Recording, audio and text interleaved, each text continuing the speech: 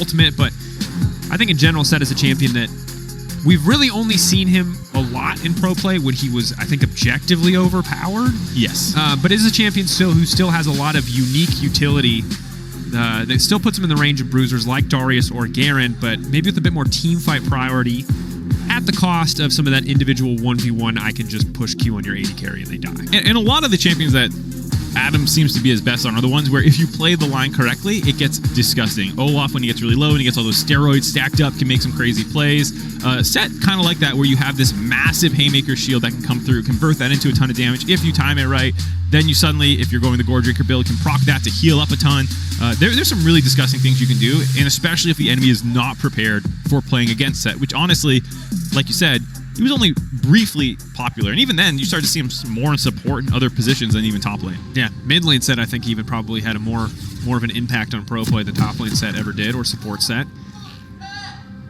As we gear up into this game, reminder, elimination match. Winner will play against PSG Town in a best-of-5. Winner of that will make it through to the Swiss stage. Swiss draw happening, I believe, at the end of the broadcast tomorrow, so we can see what all of those first-round matchups look like.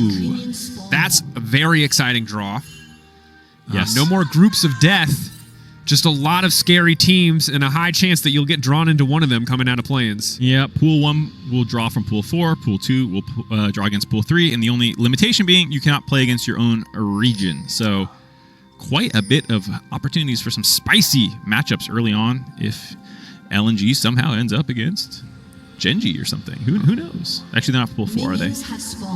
I'm going to be honest. No, it would be KT who's Pool 4, right? Yeah. I'm just saying Weibo's yeah to Pool 4 you for because I have not looked at the pools and was going to wait for I can just get you to say yes to anything then. Don't tell me that, man. I'm just going to lie to you. Be like, oh, yeah. Yeah. Pool 4, Yeah. You remember that part in Arcane where... Never mind. EDG's at the tournament, by the way. Yeah, definitely. ADG pool, what? 6? Separate pool? Yeah. Carpool? Kiddie pool. To the airport? That's where we'll Golden Guardians is waiting for them. Waiting for them. Gotta save money on taxes. It's gotta be efficient. Keep them there for an extra week. Anyway.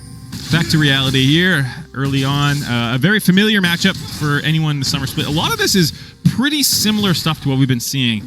A lot of the newer champions getting banned out are not focused down here this time around. Yeah. So this is, I think, a very good test case game for both these teams who are happy to play slow and trust their late game decision making and scaling and setups. And if you lose that, you are forced to adapt. And you can already see Adam making a little flippy on the top side. Yep.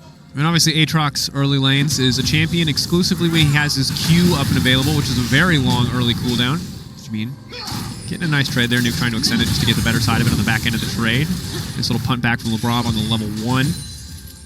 ShiauC and Shunn doing what they can to establish a lane advantage here. Level 1 Alistar, obviously pretty underwhelming when it comes to lane contributions. I love this. You can already see with the early wards that they drop with their traditional crazy BDS level 1s that they're very aggressive with. They tend to try and do things to set up plays. They know that right now, Sheo is camping this brush to see if Maokai crosses over into the top side of the jungle, trying to find him, and he's not doing it. So there's 2 potential dives. Looks like he's focused more on JimieN right here, but Gemini's making it in the bot side. Only level 1. Crownie just now going to get level 2. Cleansing out to safety, but he doesn't have a lot of feathers laid down. Maybe he can get the pullback. First blood coming in!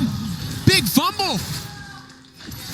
What an aggressive play out of CFO. Gets punished immediately. The teleport that was coming through. Looks like Adam was not able to finish showing up there. Got interrupted. But it didn't matter. No. They still got the kill. He's happy to still be topside. They might turn that into a dive, although now he's eating tower shots to get more W damage. Calculated. 5 head.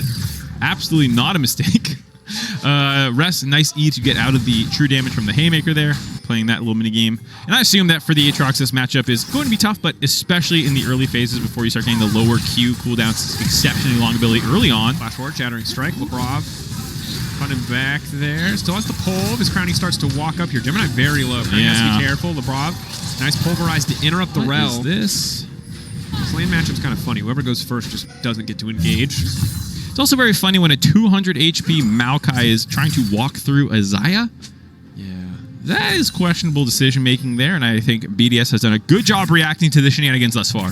And this is important, again, because BDS came out swinging in Game 1 in their previous series, but need to see that same level of consistency. And not surprising to see potential nerves on the stage. Don't want to make any assumptions about players' emotional state, but this is a high-stakes game. It would be totally reasonable for there to be some some stress, some anxiety about the series. Well, I also think there's a degree of game planning around this. Crownie died early on in the previous series. Yesterday, they were able to make plays against him, and I think they were maybe saying, CFO looking at that series, saying, hey, maybe if we do some tricky timings on ganks or dives happen, maybe we can get Crownie. The idea that they tried to get the kill before they hit level 2 on that bot play made some level of sense, but of course, it's very easy to hit level 2. They managed to do that. And then the repeat gank, because he's low, you're thinking, hey, maybe if they are not paying attention, this will work. But unfortunately, I think Labrov has done a good job so far in the early lane phases of interrupting any attempts to jump on top of them. It certainly has. You see Maokai on the top side of the map, Gemini just shadowing Rest in the event that Sheo shows his face topside. Adam going to be forced to catch that massive wave. Rest having the luxury to back whenever he wants to. Again, early levels, very important for Aatrox just for Q cooldown, and Adam hasn't been able to spend any gold that he accrued. We take a look back at this. Talk about what went wrong here. Level 2 timing, insane from BDS. Yeah, just the first minion, so there was a very, very tight window to try and get in there before that happened. I think the Q of Aatrox interrupted that Adam teleport, but like you said, didn't need it.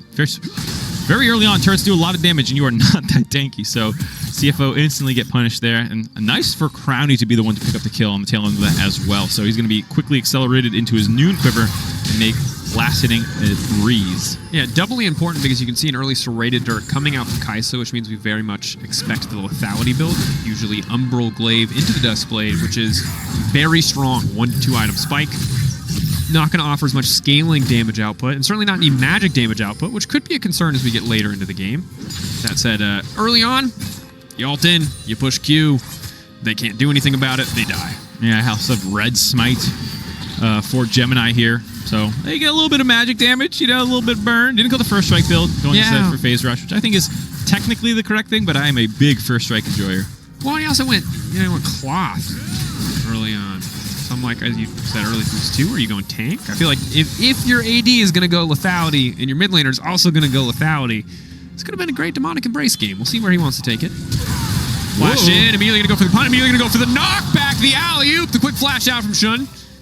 Flash for flash traded at the end of the day. Labrov's for Shunn's. Yeah, still a nice chunk out, though, putting Shunn in the back foot, having to burn through the single pot that he had. Still not going to take him up to full. And also giving Prio now for BDS to start this dragon, something they're absolutely huge fans of. Dragon stacking is their bread and butter for their early game plan. Yep. Go for these objectives, set up for these fights.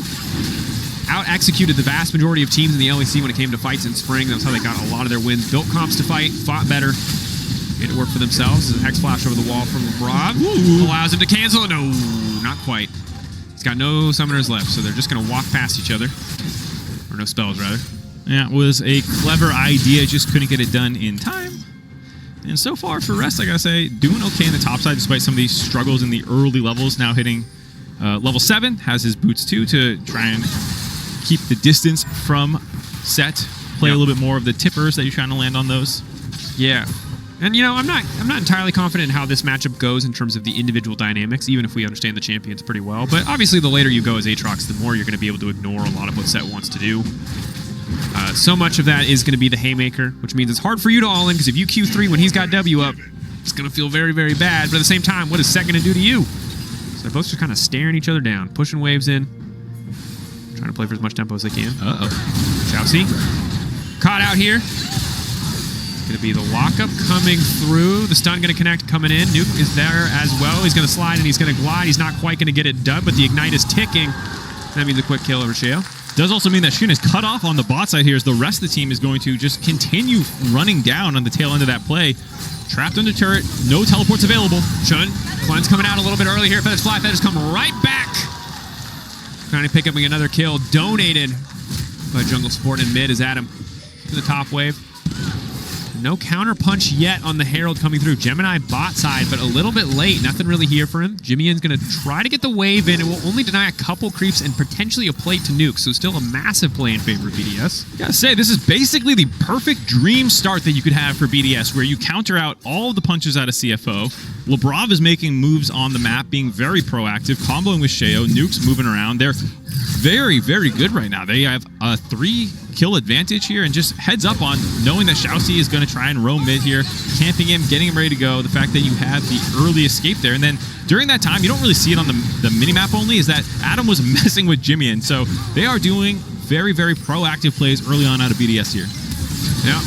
Again, clean dive, well executed, leveraging the tanky power that they have. Labrov's not even level 6 yet, and they're pulling these dives off, which is only going to get easier as we get later into the game, and as Kai'Sa falls further and further behind. Across the board, you know, flashbacks to a stronger, earlier version of BDS. While people are really hyped on the Adam train right now, it's important to note that a lot of his games weren't flashy. A lot of what made Adam good was the amount of pressure he absorbed or his willingness to sacrifice himself. It wasn't being 6-0 on Darius or Wampa stomping his individual 1v1 matchup. Like, that is obviously something that he can do, and people like that part of him a lot. I get why. But this version of Adam that absorbs pressure, that disrupts enemy plans, that eats 3 bans in the ban phase and sets you up to pick what you want, is the version that we saw much more in LEC. Take a second here as Gemini drops his ultimate, but does not angle that very well. Rest of the team is able to skirt right out of there. All right, hold back is there. TP now coming in, or at least able to grab that TP. Adam going to lose a decent amount on the top side for showing up here, but stops the play in its tracks. Sheo already starting the Herald, however, so trying to convert this into something. Yeah, they saw a number of resources, so even though Adam ends up going down to the bot side of the map, Gemini is on the top, meaning that you still have roughly even numbers, and the rest of BDS is just going to continue getting escorted out of the bot river into mid lane to make this play happen. Yep.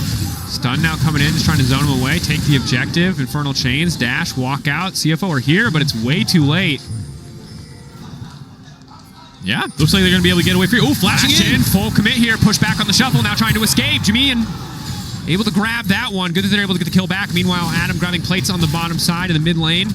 No action coming through quite yet, so CFO get a bit of a counterpunch, but BDS still wildly ahead in gold. Yeah, a little bit of greed there by BDS to finish off that Rift Herald and try and escape that way, but at the end of the day, you're still very happy to grab the Rift Herald, and Adam is just alone this entire time, grabbing 2 turret plates for himself, clearing these minion waves out, up to a 2,000 gold advantage. Oof.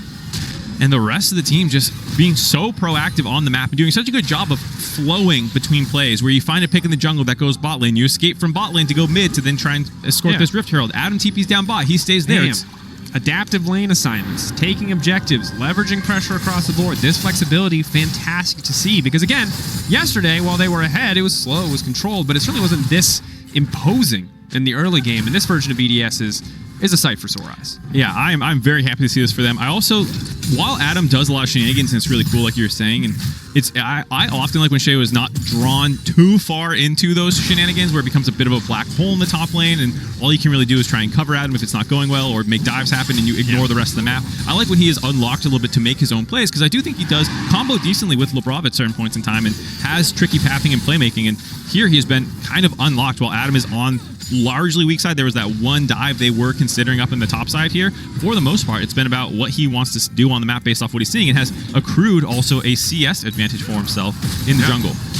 Grabbing these plates, being left alone a lot with these towers as CFO are trying to overload or respond to a play a little bit behind tempo. And this is kind of the cost when BDS are in a position to punish, is that, you know, you can come contest this play, but you're late to the map or you don't have prio in your lanes. It means giving up something else somewhere else on the map. For CFO, quarterly profits not looking great. Shareholders concerned. Not a great time to be chief financial officer. Solution? Cut. Layoffs. Stop giving gold to Gemini. Give more to Shunn. That is what we'll have to see if they can do in this game, and if not, in draft, maybe be a little... I don't know where we're going with this. I don't know where we're going either. I was going to say less greedy with your picks, but honestly, they're not that greedy. It's just about BDS. Yeah, having better, like you said, reads on the play and tempo to then go from this Dragon take now immediately into a Rift Herald take. This is going to drop bot lane turret, funnel more gold into Crownie, who's already got 2 kills, super far ahead. First turret broken. He's just going to be able to start roaming around the map now and continue to farm up and become massive. 20 CS advantage as well. Trying to go for a bit of a play there on the bottom side. And Gemini so often shadowing these plays, not trying to make a counterpunch elsewhere on the map, means that CFO are just perpetually responding. Perpetually playing catch-up. Rest with a small level advantage on the top side of the map. No Gore Drinker yet. That'll help the matchup a lot in terms of just lane sustain. Adam is going to get pulled back here. Nice timing, though, on the Haymaker as well as the pullback. Yeah. Thus far, though, just surviving, and, you know, with the turret plates that he's gotten for himself, actually up around 700 gold. So even though the farm looks equal and there's an assist for rest, Adam is ahead of the matchup currently, looking quite good for himself. And I gotta say, one of the other strengths of Adam is his ability to find unique angles in team fights, which is something that becomes paramount on set. When you find unique ways to dunk teammates into each other or to pull them into the rest of your team, following up with big the clapbacks, pulling everyone in for stuns. That is one of the things that really defines set in the mid to late game, as much as we're talking about the early game laning phase. And we'll have to see if he's able to do that. No. MasterCard lane economy snapshot very clearly in favor of BDS. That's going on Crownie's mom's fridge. That's a good snapshot right there. You like that snapshot. Yeah, that's good. Print that one out. Print that one out. That's a great report. That's an A+. Thank you, MasterCard. I think the good news if you're CFO right now is while this has been difficult, Kai'Sa, ton of lethality, Q evolve, gonna be feeling good coming into the next fights. If you can find these isolated targets, if you can pick someone up. The grouped up fights are still tough. JimieN in mid lane is doing well. Some of his gold leads a little bit artificially inflated because of first strike, but still finding a small advantage here. Once he gets 2 items, he's going to start to hit. Not like a truck quite yet, as there are a lot of beefy frontliners, but definitely going to start hitting hard. Yeah, I think it's a decent game for him. Has farmed well, has largely stayed mid on Jason and CS while all the plays were kind of happening around him. And I think this is the question now for CFO. We've talked a lot about from the BDS perspective. For CFO, you're not terribly concerned about getting super outscaled. I mean, obviously a 3K gold deficit is a problem, and the pace of play is not the problem, but it's the lack of options. I haven't really seen what their plan is, how they're going to approach this game. It's largely been, we tried this one bot dive, that got countered out, and since then we've done nothing. And I don't know what they want to do from here. When is, in their opinion, the time to contest? They are now all on their first item. Both teams are, and so with Herald up in 40 seconds, is this when you want to go? Is it third dragon? We're not quite sure yet. We're going to have to see what they do. Yeah.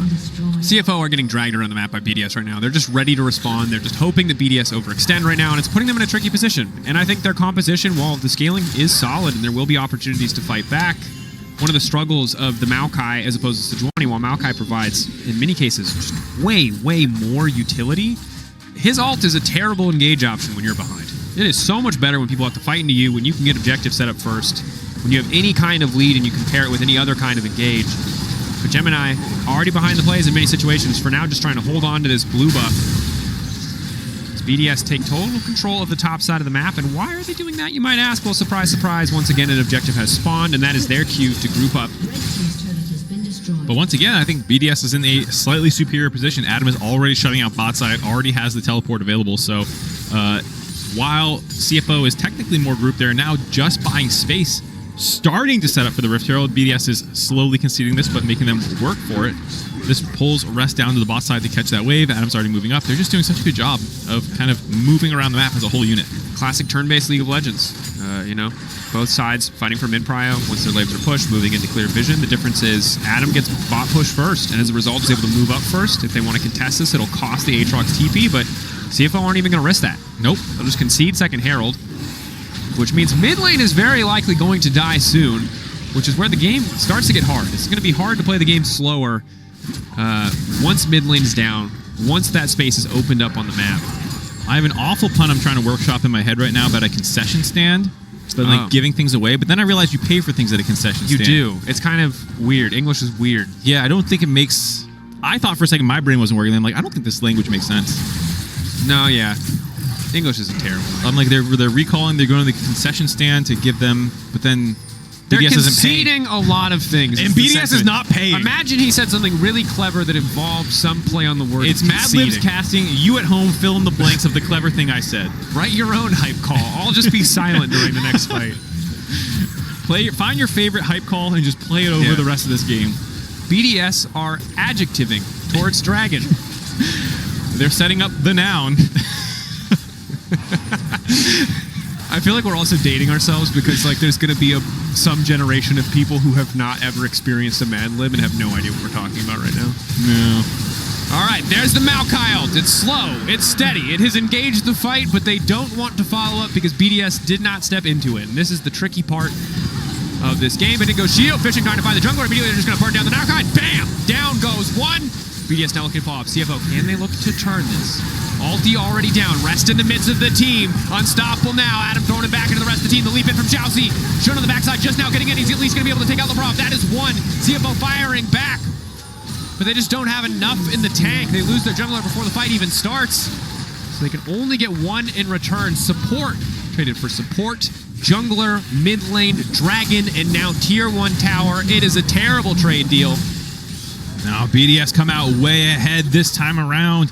Nice play out of them after seeing the Maokai ultimate timeout. It was as the Baron was dropping, it was already too late to try and use the Maokai ultimate as a means to charge forward. That is one of the offensive use cases. It kind of buys you the space if you drop it and run forward. The dragon's gone. Once that time's out, Sheo finds his angle to land this ultimate. Here you'll see it down, just this pullback kind of burst damage from Crownie, having so many feathers on the ground combined with the smite and everything means that there's no time for CFO to contest. And then they feel bad for grouping up and giving away third dragon, so they're not quite sure if they want to fight this. You know, kind of hover in the river for prio to get the push mid, but that means that Shunn's not here. Huge play out of Sheo to instantly blow him up. JimieN also panic flashing away, you know, not sure if that was going to hit him or not. And this gives the rest of BDS the chance to charge forward. I appreciate ShiauC going in here and trying to save Rest's life. It also does set up Shunn for finding that kill, but I am not sure what JimieN saw there. Trying to find that kill. Fast recall timer.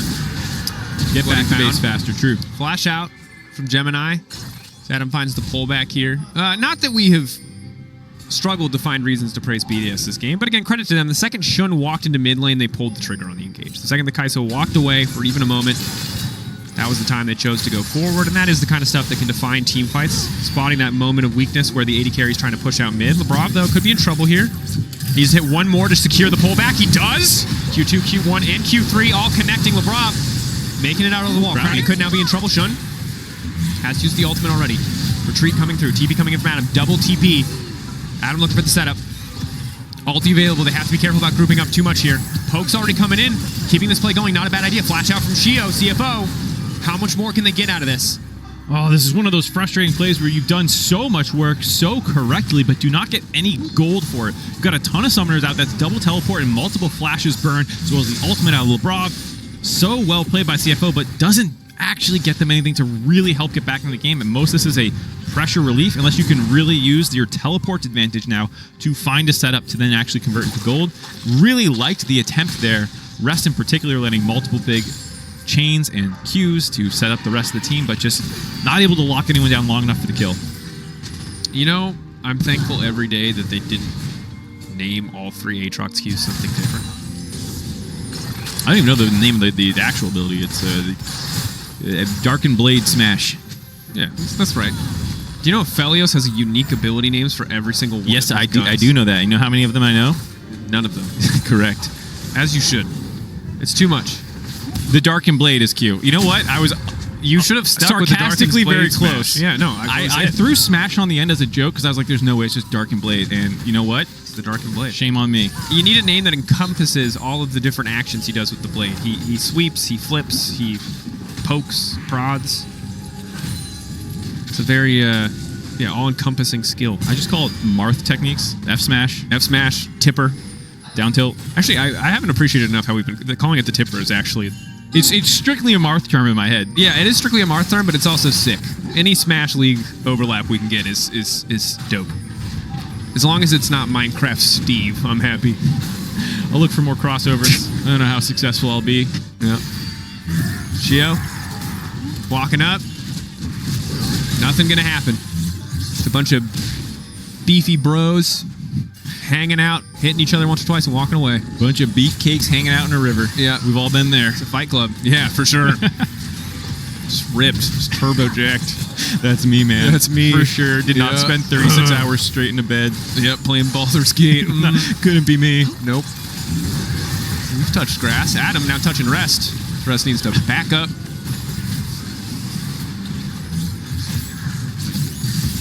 Again, prodding with the Q here. CFO getting a lot of work done.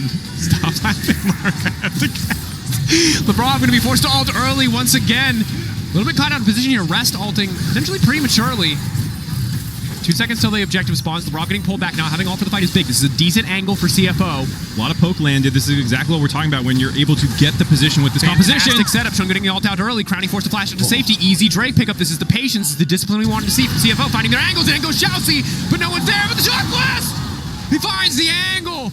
JimieN taking out the carry. The Dragon was already guaranteed, but getting the shutdown on Crownie as well is massive for CFO. BDS, do they have a response? I thought ShiauC lost his mind when he went in there. Shunn had already ulted. I was wondering where the follow-up was coming, and it was from downtown. JimieN landing that snipe, finding that kill, stopping soul point from BDS. If there was one fight they needed to win this game so far, this was it, and when it mattered most, CFO has done it. And this makes a little string of plays now where CFO has come out ahead. There was that fight where they forced all those summoners earlier. This time around, getting in here, forcing out Labrov early, one of the main frontline members, getting Crownie's flash and ultimate out there, because otherwise you would have been hit by the Maokai ultimate that was coming in.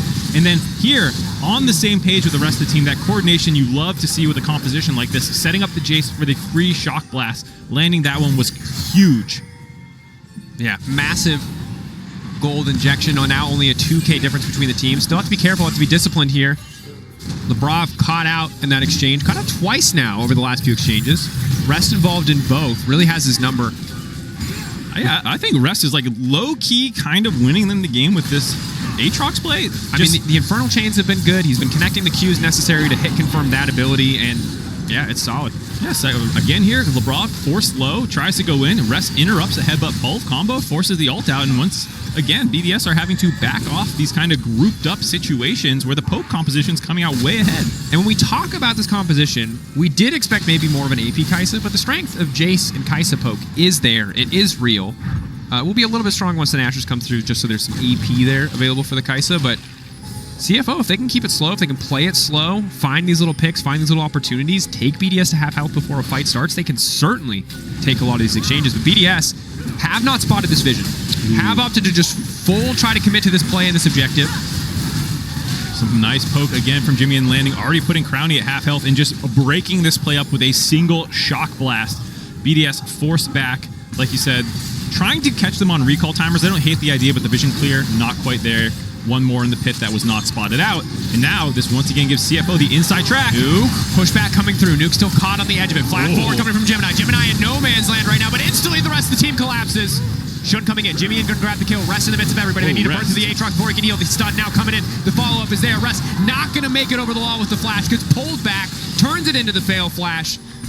BDS coming out on top. 2-for-1 trade. Jungle top. Traded for the mid laner of BDS. Looking like they want to force on the Baron now, given that there's no smite contest. It's still going to be a tough take to make, but maybe they can force them in and get some more kills out of CFO here. Countering strike just stunning. Low health bars, but again, Crownie 2.5 items. Shreds this objective, just needs a bit more time. Sejuani as well, just consistently proccing that E. JimieN waiting over the wall. Low mana too. Crownie getting lower. Shunn does a lot of damage, doesn't have a lot of mana. Adam instantly gonna go for the Haymaker, just trying to buy space for the rest of the team just to secure the Baron, and it pays off. The entire team distracted for a brief moment, and that's all they need to drop the Executioner's axe. It's a double for the Jace, most certainly, with a Baron in favor of BDS. I love seeing this aggressive play out of BDS. This was one of the biggest complaints in their loss against Team Wales. Once their game plan had been disrupted in that first series, they backed off, they started to concede everything, and they seemed to have no reaction. But here, even though CFO started this fight very well, I actually even like kind of the 1-for-1 trade where Gemini is going to drop killing Nuc here. Maybe you can fall back and grab mid lane turret. Rest just feels himself a little bit too much, feeling like he can make this play. And the pullback, getting the panic flash, because he was against the wall, Adam repositioning him so he does not end up getting out there, gives him the space to just go ahead and force this Baron. Even though Crownie is getting poked, the team's not panicking, they're laser focused. Adam is just buying space, making sure that Crownie is free to hit the Baron until they finish that one off there. And now Crownie can refocus down the members of CFO. Well played overall. And credit to JimieN for they're able to grab the double on the back of that, but that is BDS willingly giving Adam's life, willingly throwing Labrov in there just to stop any potential of their carries going down or of the Baron getting stolen. The Baron getting stolen. English today. Struggle. We're getting there. It's only been 30-something years of it. Yeah. We're getting older. This Baron buff also running out. Red Bull Baron power play. Not looking too juicy quite yet, as there were a lot of kills traded around that objective. Yeah, it's one of those ones where half your team ends up dying to secure it. It's not the cleanest Baron, but I think ultimately still the right call to force that down. You get the influx of gold, you get the objective off the map. Now you have map pressure, given that the dragon is spawning in 40 seconds. That will still be up during the time period that you have the Baron buff. So you get to corral CFO into their side of the map, start getting vision control down, and then fall back onto the dragon to try and take this one away. And Mountain Soul is good against a team that is mostly lethality or AD champions. It's very good, I would go so far as to say. It's not quite Ocean against Poke champions, but it is damn good. And CFO's life is only going to get harder here. They've done pretty well in the last few minutes to find these windows opportunities that they were pretty reticent to take earlier in the game, but it just might not be enough in the face of a Mountain Soul. No, I mean, especially with how many members can stack some form of resist. You already have your top side of the map, Labrov as well. Is, you know, mostly building supportive items, but there'll be some resist tacked onto those as well. And here we go.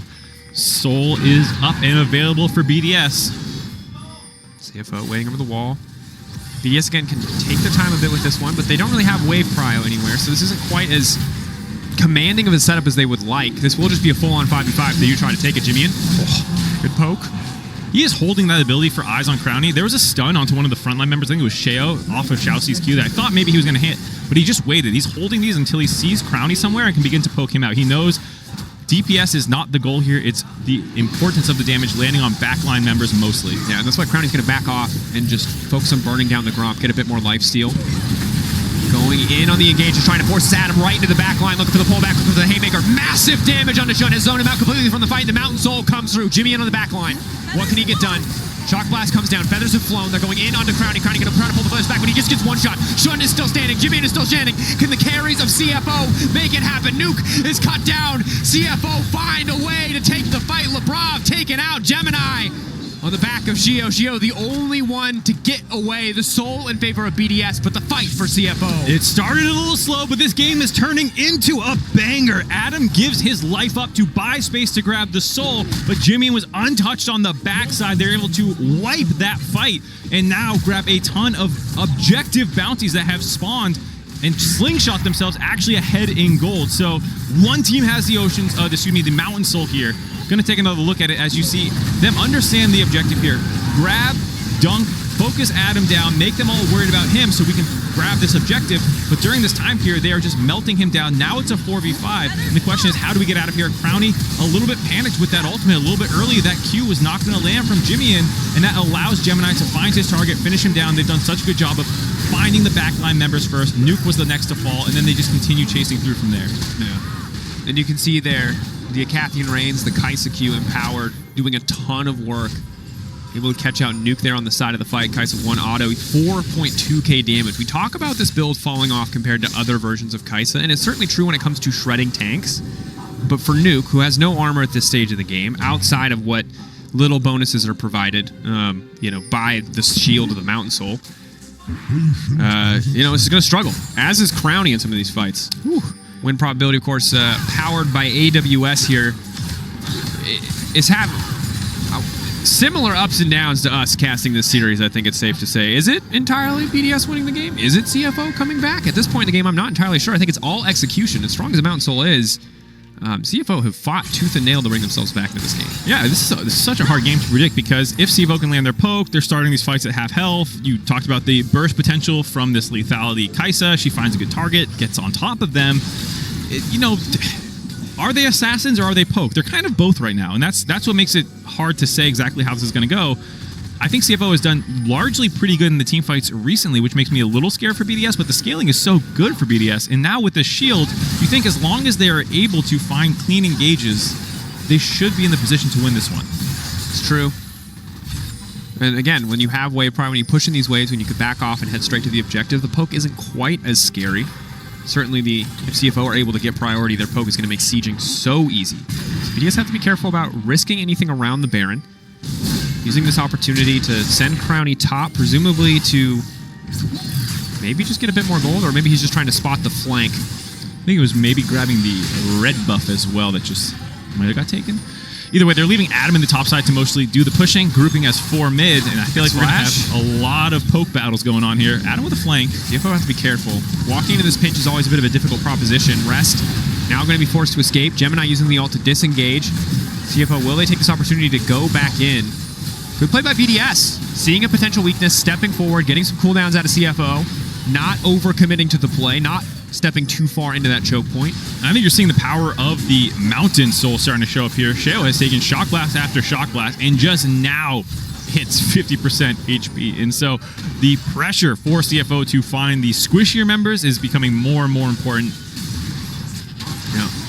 I think it is important to note, though, you highlighted it earlier. Jace and Kai'Sa both, if ever left alone. We get used to looking at Jace as a poke champion in pro play, and I think that's certainly the easiest version of him. But if he finds a flank or an isolated carry, he one-taps Nuc or Crownie pretty effortlessly. That said, BDS just one-tapped the Baron, and CFO were not in a position to respond. Is this their time? Will they step forward now? BDS just need to back away, and this is what's tricky for CFO. So often it just feels like it's been too little too late when it comes to these engages. The poke continuing to land, but the Shock Blast doesn't connect, and I think the play has already fizzled. Sheo stepping forward just to make sure they body block it. Now BDS want to turn, knowing that the entire team is split. Massive healing comes in for the Aatrox, but it's just not enough. Crownie finding the kill on the CFO top. Yeah, they gave up on the chase, and that is exactly when BDS turns that one around, finds the free kill on Rest, who was stepping too far forward. Shunn had already backed off more towards the mid lane, and BDS showing a nice level of control this game. First off, like you said, in terms of getting the Baron basically for free after trading a number of ults. And then here, the rest of the team, you can see, had already given up on the play. JimieN lands a ton of damage onto Crownie, but no one else is really around. If you had the ability to maybe jump on top of him, you could start trading out here, but the rest of the play had given up, or the rest of the team had given up on the play, excuse me. Yeah. And there's two things happening here in these fights that's cool to observe and also frustrating, I think, if you're a CFO fan. One is, CFO not feeling full confidence to just pull the trigger on these small windows of opportunities. But also BDS, credit to them, after their loss, feel like they are playing so much more disciplined. They just back off. If there's not a reason for them to fight or they don't have an excellent angle, they just walk away. And CFO, once that Maokai ult's gone, ShiauC just has to give his life to force a play, and that's not a risk CFO are willing to take. I think there's a lot of learnings from this game, not to get too far ahead of it, because, of course, while BDS is in a controlling position, we have seen CFO win some surprising fights already, but I think they are being punished a little bit for their lack of activity in the earlier portions of the game. Sheo now stepping in. Shunn untouched on the backside for now, trying to auto-attack, but he can only hit the front line. Crownie has to be careful about the Thorns. He's going to get locked up. CFO now the ones to retreat, the ones to pull back, continuing to try to leverage their poke here. Rest stepping forward onto Adam. 2 Qs connecting, confirming the third. Shunn just executing him there. Solid advantage for CFO. They need to keep this going in their favor. Elder is up and available. BDS, do they feel confident enough to take it? Poke now coming in. Kai'Sa W won't connect. That's big. Cooldown very long at this stage. No Adam for 40 seconds. Doesn't have TP on res either. ShiauC will be up in 10. We'll see if BDS want to force this one down. A little risky, but they're going for it.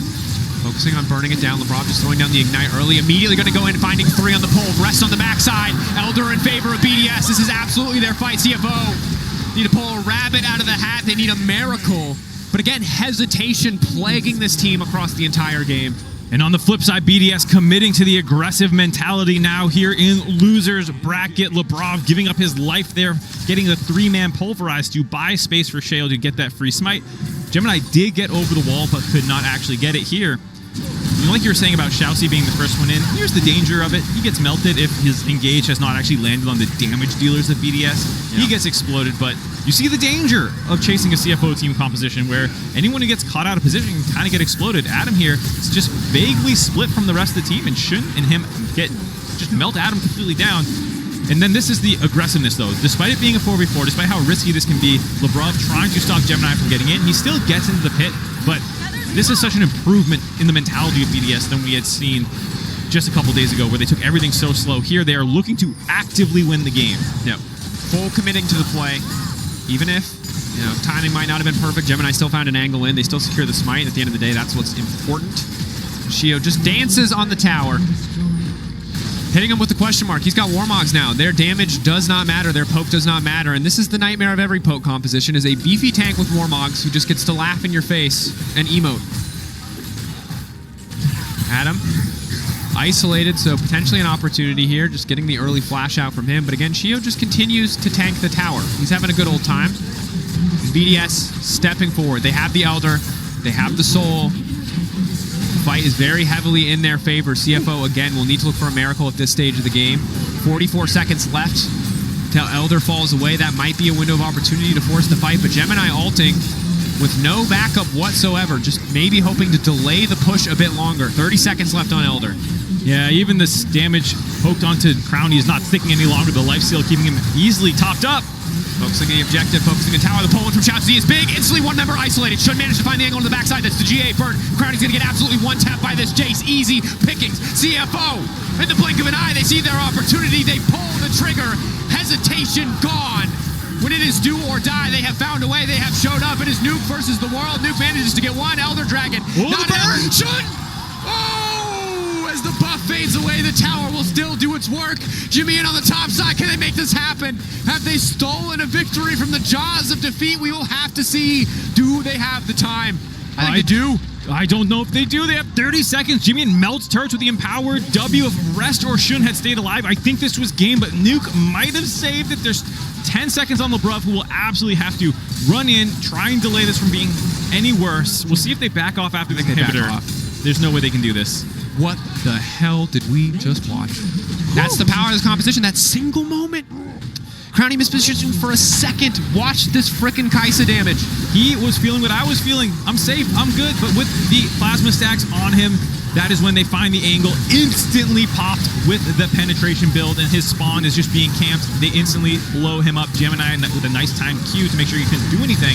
And then here, the savior, Nuc, Rest, chasing forward, wanting to get this reset here, this flash out, getting some damage down to finish him off, and then the turret getting Shunn. If either one of those two guys lived, I think they meet up with JimieN in the bot side of the map, and they probably try and end the game. Game of inches now. Credit to CFO. Again, I think they're going to look back to this game and know that they could have done so many things better, but it's a tall task. Can they bring it back? Another Baron for BDS, essentially secured. Not really an angle here, but will be an angle to force a fight. JimieN continuing to poke on the backside. Labrov already ulting. Sheo isolating one, but not a priority target. Shunn just hoping to find an angle onto these carries. Labrov steps up again, but it might cost him his life. The ulti's going to fade away. Can they punish? Flashing out to safety. BDS got what they came for, though. The Baron, they can just back away.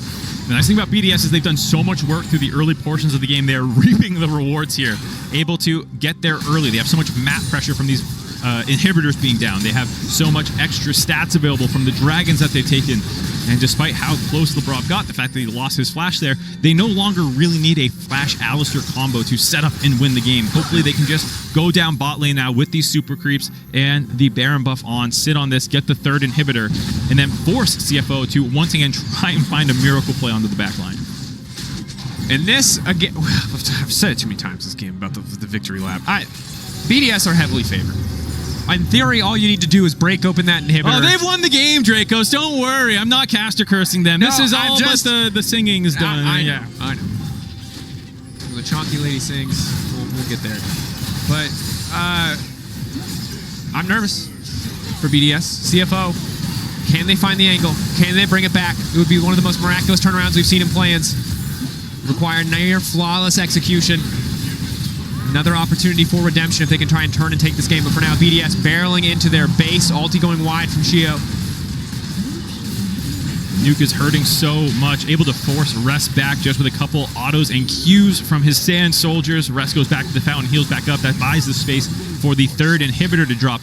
BDS now, nothing really else to fall back for. You could go for the Elder Dragon, but that's just going to give space for them to clear these minions out. I like the idea of just syncing your waves, getting 3 Baron buffed up, super creep waves pushed in at the same time. BDS walking forward. Need to keep it together. If they stay disciplined, this should just be their win, but they're trying to find an opportunity. Nuc blocked up for a brief moment, but there's no immediate follow. JimieN trying to look for the angle. ShiauC in, but it's too little. It is too late. The carries of BDS remain standing. JimieN will not be enough. The blade coming through, but at the end of the day, it is Crownie tearing through the entire team. Rest running for the hills, and BDS taking a commanding win in Game 1, despite some hiccups on the journey.